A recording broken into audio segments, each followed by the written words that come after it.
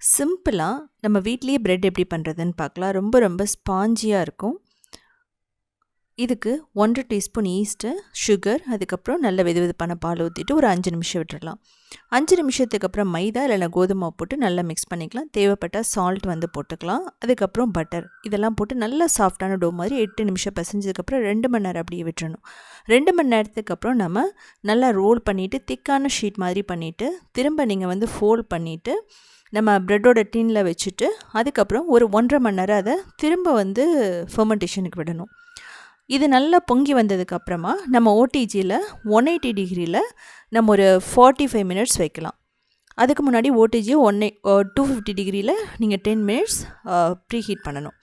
So இதே மாதிரியே pressure குக்கர்லேயும் பண்ணலாம், கடாயிலையும் பண்ணலாம்.